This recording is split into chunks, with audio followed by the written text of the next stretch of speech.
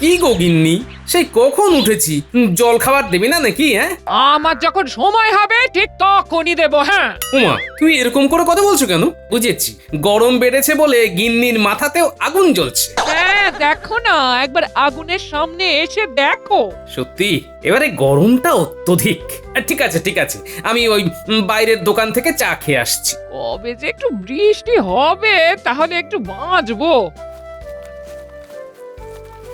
কি রে পুঁটি, কি হয়েছে? মা কাঁদছে কেন? দাদু, ও দাদু, তুমি একবার আমাদের বাড়ির শিগগিরই চলো। এ কেন রে মা, এই কিছু হয়েছে? হ্যাঁ, পুটির বাবা মাথা ঘুরে পড়ে গেছে। ভোরে খেতে গিয়েছিল, কিন্তু ফিরেই এই অবস্থা। গরমের জন্য মনে হচ্ছে। এই চলো চলো চলো গিয়ে দেখি। গিন্নি তুমি যাও, আমি বৈদ্যকে একবার ডেকে নিয়ে আসছি। কি বুঝছো হে বৈদ্য? হ্যাঁ, দেখি দেখি। না না না না না না, ভয়ের কিছু নেই। গরমে বায়ু মাথায় উঠে অজ্ঞান হয়ে গেছিল।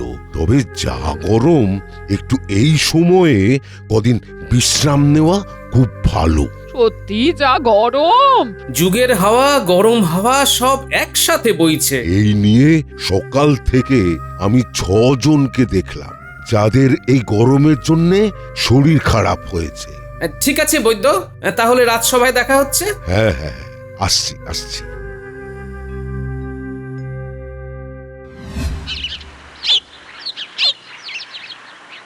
এ কি মহারাজ, আপনি ভয়ে সিঁটিয়ে এভাবে এখানে দাঁড়িয়ে কেন? আর এসব হাঁড়ি কড়া বাইরে, কি ব্যাপার? আর ব্যাপার, ভিতরের পরিস্থিতি গরম, বুঝেছো? তোমার রানীমার মাথায় আগুন জ্বলছে। বাইরে যা গরম তারই প্রভাবে মহারাজ, কিন্তু ব্যাপারটা একটু যদি খুলে বলেন তাহলে সবটা বুঝতে পারবো। আরে আমার সব রাঁধুনিরা এই গরমে একসাথে অসুস্থ হয়ে পড়েছে। তারা ছুটি নিয়ে আজ সকালই বাড়িতে গেছে। আচ্ছা, তারপর? সুতরাং বাধ্য হয়ে রানীমাকে হাল ধরতে হয়েছে। ওরে বাবা, সর্বনাশ! তার ভিতরে আমি বলে ফেলেছি, গিন্নি সকালে জল খাবারে নুন কম ছিল, দুপুরে একটু ঠিক করে রেঁধো। ব্যাস, তাতেই অনর্থ, বুঝতে পেরেছি। হ্যাঁ, এই হাঁড়ি কড়া রেখে বলে গেছে নুন কমের জন্য সমস্যা, এবার উনুনই ধরাবো না। আজ আমি রাতে সবার জন্য রান্নাটা করে নি। কি দিনকাল এলো বলো দেখি। রাজ্যের বেহাল দশা মহারাজ, গোটা কৃষ্ণনগরে গাছ কমে গেছে, যার ফলে সবার মাথা খারাপ হয়ে যাচ্ছে। কিন্তু রানীমার মাথাটাও যে কিভাবে। কি, আমার মাথা খারাপ হয়ে গেছে বললে? এই নানা রানী, আমার চোখ খারাপ হয়ে গেছে, তাই তুমি আসছো দেখতে পাইনি। আমার কান খারাপ হয়ে গেছে, তাই তোমার পায়ের শব্দ শুনতে পাইনি। মাথাটাও খারাপ হয়েছে এমন, তুমি যে আসতে পারো সেই কথাটাও না মাথায় আসেনি। গোপাল, তুমি তখন কি বলছিলে গাছ নিয়ে? আগে রানীমা, এটাই বলছিলাম যে রাজ্যে গাছ কমে গিয়ে গরমটা ইহারে বেড়ে গেছে। মহারাজকে বলে কিছু একটা ব্যবস্থা করো। আমারও মাথা গেছে, আমি কিছু করতে পারবো না। আদিক্ষেতা, শুনছো? বলো, কান খোলাই আছে। চোখটা মনে হয় খোলা নেই না? মানে কি বলতে চাইছো, পরিষ্কার করে বলো না। তুমি কি দেখতে পাচ্ছ না যে আমি ঘেমে একেবারে চান করে গেছি? গিন্নি, আমিও ঘেমে গেছি। এখন কি করব বলো, খুব যে গরম পড়েছে।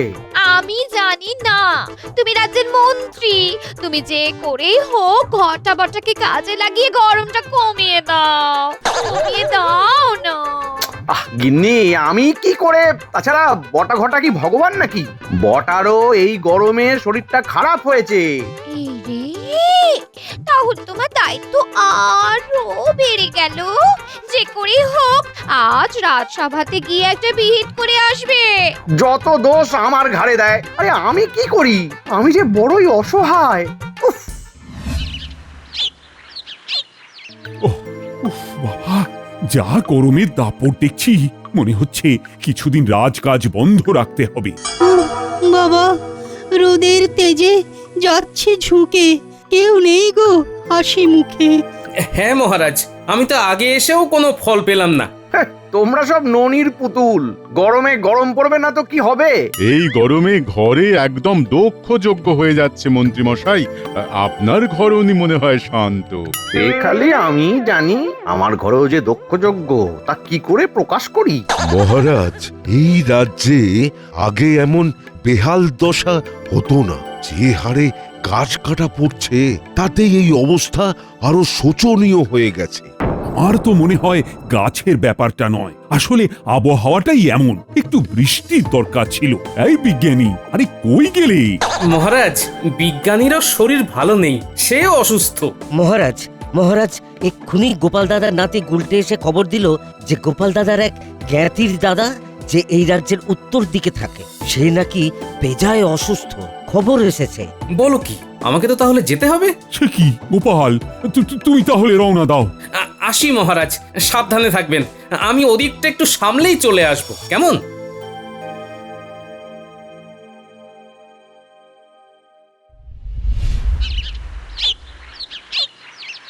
গিন্নি, তাহলে আসি, সাবধানে থেকো। হ্যাঁ, ধরে রাখো দিন দুয়েকের ব্যাপার। আরে বাবা, হ্যাঁ তুমি চিন্তা করো না, আমি ঠিক থাকবো। হ্যাঁ, আর শোনো, এমন গরমে না হুটহাট করে বাইরে যাবে না, বুঝলে? আমার ওই কেলে পচাকে বলা আছে, ওই তোমার বাজার হাট করে দেবে। বেশ বেশ, তুমি আর তোমার নাতিরা বনের মধ্যে খুব সাবধানে যেও। হ্যাঁ, এই সবাইকে একটু দেখে রেখো। হ্যাঁ, তোরা সব দেখে শুনে চল বাচারা। হ্যাঁ, বনের পথটা খুব একটা ভালো নয়। একটু বসতে পারলে ভালো হতো রে, আসলে বয়স হয়েছে তো। বসবে কোথায় দাদু? ছায়াই নেই, এই বনটা খালি নামেই বন, গাছই নেই। আর আরেকটা জিনিস খেয়াল কর, বনের গাছগুলো যে মরে গেছে তা কিন্তু নয়। গাছগুলোকে উপড়ে বা কেটে ফেলা হয়েছে, এটাই বলতে চাইছিস তো? একদম ঠিক ধরেছিস, চারদিকে বড় বড় গর্ত, যেন কেউ বা কারা সব গাছ তুলে নিয়ে গেছে। কি বলছিস? উপড়ে বা কেটে ফেলেছে? হ্যাঁ দাদু। তুমি দেখো ভালো করে। তাই তো, তার মানে বনটা ফাঁকা হয়ে যাওয়ার জন্যই এত গরমে দাপট। আর যে কাটছে তার উদ্দেশ্য কিন্তু ভালো নয়। সাবাস, একদম ঠিক ধরেছিস। গাছ কেটে নিচ্ছে লুকিয়ে লুকিয়ে, ব্যাপারটা ফিরেই দেখতে হচ্ছে। কি গো, রাখতে পারলে? সব আঁটলো? না না, সব ধরেনি, আরো বেশ কটা হাঁড়ি লাগবে। আরে কতলি মোহর আছে বলো তো? না না, আমি না, তুমি বলো। 30 থলি গো গিন্নি, 30 থলি। বাহ, 30! তুমিও তো তাই। কবে পেরিয়ে গেছে। আমার কাছে কিন্তু সেই 30ই আছো। এই মোহর গোনা যদি না শেষ হয় তাহলে মোহর গুনতে গুনতে যদি আরো রাত হয়, বেশ মজাই হবে। কি তাই তো?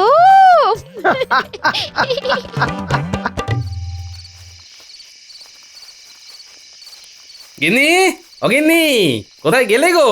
দরজাটা খোলা কেন? এই যে আমি বলি, ওঠার ক্ষমতা নেই গো। হ্যাঁ, কি গিন্নি, তুমি শুয়ে? শরীর খারাপ নাকি? কি হয়েছে?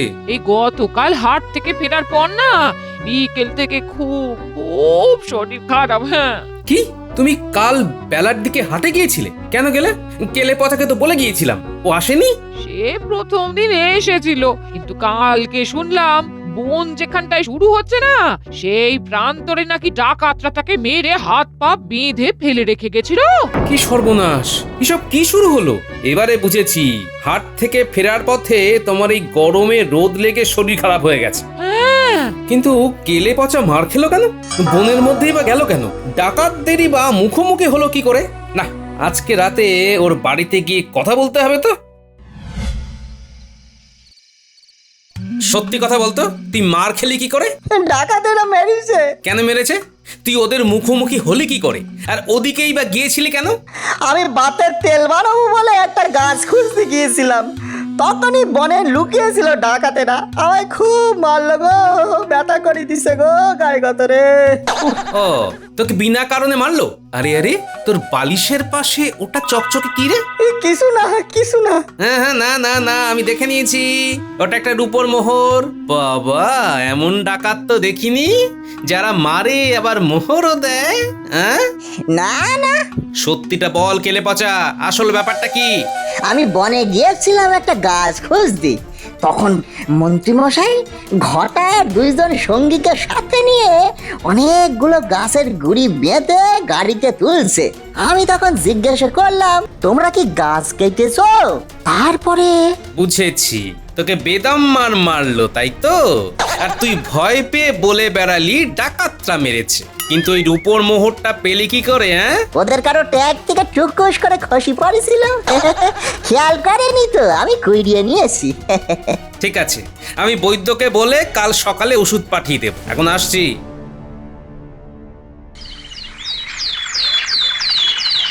বলছি বিজ্ঞানী, তোমার কাছে কি এমন কোনো ওষুধ আছে যেটা প্রয়োগ করলে গাছ খুব দ্রুত বাড়ে? ছাড়ো, তোমার খুব কাশি হচ্ছে, তুমি লিখে দাও বরং।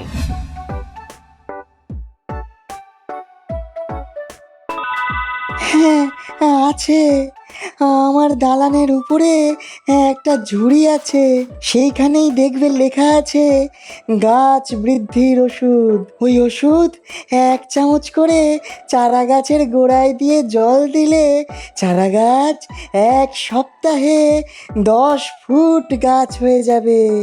হ্যাঁ,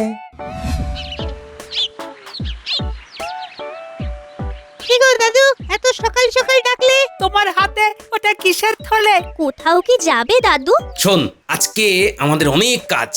যেমন প্রথমেই এই যে হাতের থলের ওষুধটা, এটাকে বনে চারা গাছ পুঁতে গাছের গোড়ায় গোড়ায় 1 চামচ করে ছড়িয়ে জল দিতে হবে। কোনে গাছ পুঁতে ওষুধ ছড়িয়ে কি হবে দাদু? কারা তো সব গাছ কেটেই নেয়। কারা গাছ কাটছে ধরতে পেরেছি, এবারে ওদের শাস্তিও দেব। কিন্তু তার আগে যে চারা গাছগুলো আছে তাদের গোড়ায় এই ওষুধটা দিতে হবে। কিভাবে ওদের ধরবে দাদু? সব মন্ত্রী মশাইয়ের খেল। উনি মোহরের বিনিময়ে বনের গাছগুলো কেটে বিক্রি করে দিচ্ছেন। দেখ না কেমন চালে চাল দিয়ে ওনাকে শুধু ধরি। আমি তাহলে দিদার কাছে থাকছি, দিদার শরীরটা তো ভালো নেই। হ্যাঁ মা, তাই কর। হ্যাঁ গো গিন্নি, আজকে আর রাজসভায় যাব না, বুঝলে? কেন? আমার জন্মদিন বলে? হ্যাঁ, এছাড়াও মোহরের গরমে আমি এখন উঠছি। আমাদের এখন বাড়ি ভর্তি মোহর। ও, এখন মনে হচ্ছে আরেকটু মোহর হলে আরো ভালো হতো। সে না হয় আমি ঠাকুরকে ডাকছি যে আরো মোহর যেন পাইয়ে দেন, কিন্তু তুমি যে আজকে সভায় যাবে না শুধুমাত্র আমার জন্মদিন বলে, এতে না ভীষণ ভীষণ আনন্দ লাগছে গো। তুমি আমার একমাত্র স্ত্রী, আমি কি না থেকে পারি? যাই হোক, আমি ঘটাকে বলে দিয়েছি ভালো তাল পাটালি আনতে, বুঝলে? আমি তাহলে জমিয়ে পায়েস করব, আর আমি চামচে করে খাইয়ে দেব, লজ্জা পাবে না তো? তুমি একটু ঘুমিয়ে নিতে যাও, রাতে ঘুমের সুযোগ হয়নি তো, যাও। হ্যাঁ হ্যাঁ হ্যাঁ হ্যাঁ হ্যাঁ।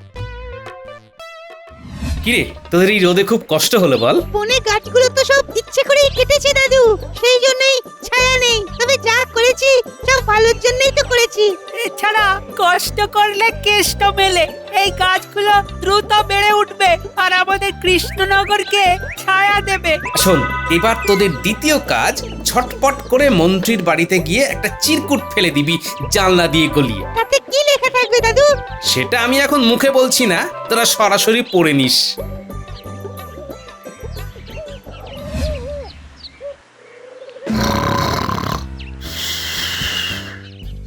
উল্টে দেখ, মন্ত্রী মশাই ঘুমোচ্ছে, দুপুরে খেয়ে ভাত ঘুম দিচ্ছে। করার কি, গাছ চালান দিয়ে মোহর পেয়ে ঘুমোচ্ছে মনের সুখে। চল চল তাহলে জানলা দিয়ে ফেলে দি। কি গো, কি হলো? আওয়াজ হলো কেন?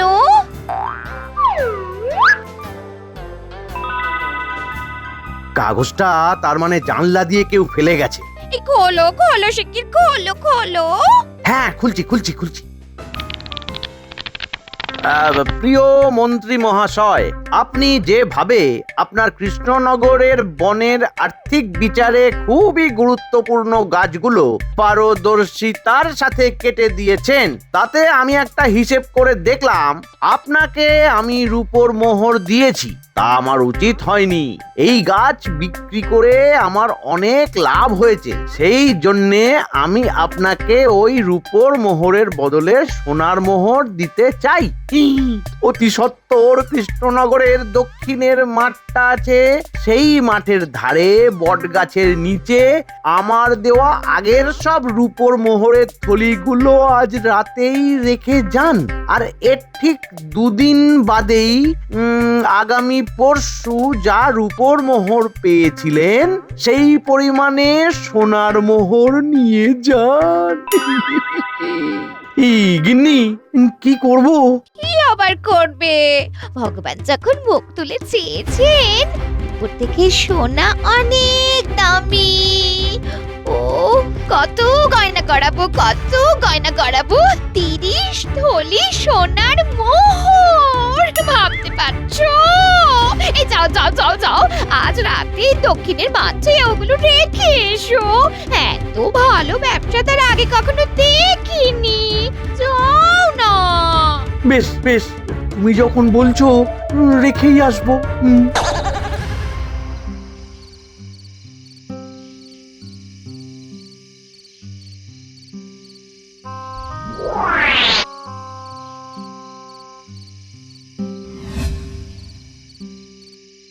দাদু, এখনো পর্যন্ত 28 থলি গোনা হয়েছে। আরো 2 থলি আছে। তার মানে 30 থলির উপর মোহর। ভাবা যায়, রাজ্যের প্রাকৃতিক সম্পদ বেচে 30 থলির উপর মোহর পেয়েছে। আবার এত লোভী, সোনার মোহর পাওয়ার আশায় যা পেয়েছিল সেগুলো সব রেখে গেল। দাদু দাদু, এই শেষ মোহরের থলিটায় এই একটা কাগজ পেলাম। কই দেখি দেখি। এতে লেখা আছে যে মন্ত্রীমশাই কৃষ্ণনগরের বনের সমস্ত দুর্মূল্য এবং অতীব কার্যকরী গাছগুলি একদম সঠিক সময়ে সঠিক সংখ্যায় কেটে দেওয়ার জন্যে আপনাকে আমি 30 থলি মোহর দিলাম। আশা করি এই চুক্তিপত্র আমাদের ভিতরেই থাকবে। ইতি হীরালাল ব্যবসায়ী। তার মানে এটাই চুক্তিপত্র। হ্যাঁ, এইটা দিয়েই ওনাকে কাল সকালে ফাঁদে ফেলবো। তাহলে আমরা শুয়ে পড়ি দাদু। হ্যাঁ হ্যাঁ, শুয়ে পড়। গোপাল, তুমি ঠিক বলেছ, মন্ত্রী গাছগুলো কেটে বিক্রি করে দিয়েছে। আগে হ্যাঁ মহারাজ, এই দেখুন আমার দেওয়া চিরকুটটা, আর এই দেখুন মন্ত্রী আর ওই ব্যবসায়ীর মধ্যে হওয়া চুক্তিপত্র। কি সর্বনাশ! আচ্ছা, এই মন্ত্রীকে নিয়ে কি করা যায় বলো তো? দেখুন না মহারাজ আমি কি করি। যতই আপনি এই গরমে সভা কাজ বন্ধ রাখুন না কেন, মন্ত্রী মশাইকে আমি এই অপরাধটা স্বীকার করাবই। হ্যাঁ, আমি তাহলে এখন কি করব? পেয়াদা দিয়ে মন্ত্রী মশাইকে সত্বর ডেকে পাঠান, আর তারপর মজা দেখুন।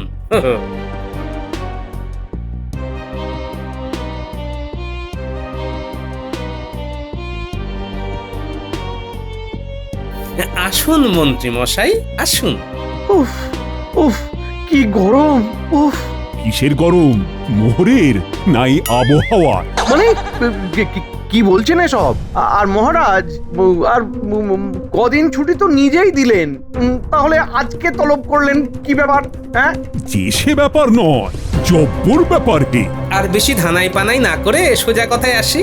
মন্ত্রী মশাই, আমার কাছে খবর আছে যে আপনি আমাদের রাজ্যের প্রাকৃতিক সম্পদ তথা কৃষ্ণনগরের বনের অনেক দুর্মূল্য গাছ বিক্রি করে দিয়েছেন। কি গাছ? তাও আবার বনের?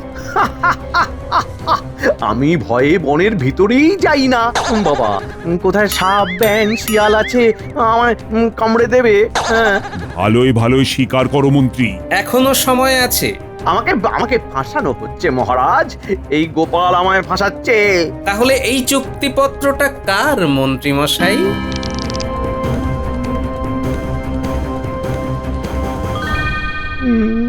এটাই এটা নকল, এটা ষড়যন্ত্র। আমি না রাজ্যের মন্ত্রী, আমি কখনো এমন করতে পারি?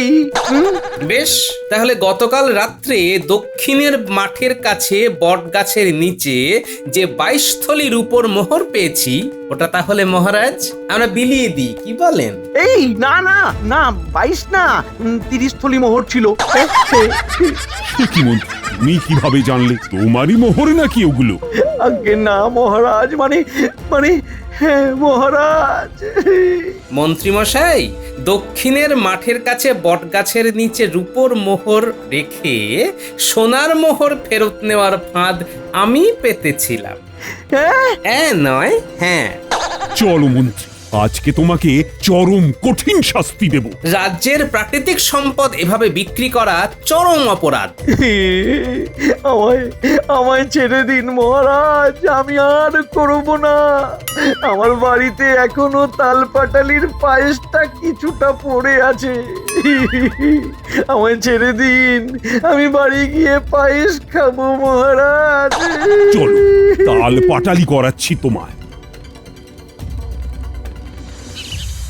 মন্ত্রীমশাই, এই গরম টালির ওপরে খালি পায়ে দাঁড়ান। ওরে বাবা রে, কি গরম! এই পা রাখতে হ্যাঁ পারছি হ্যাঁ না। মন্ত্রী, এই যে, এইভাবে টালির ওপর পা রেখে তালে তালে নাচতে থাকো। তাল পাটালি।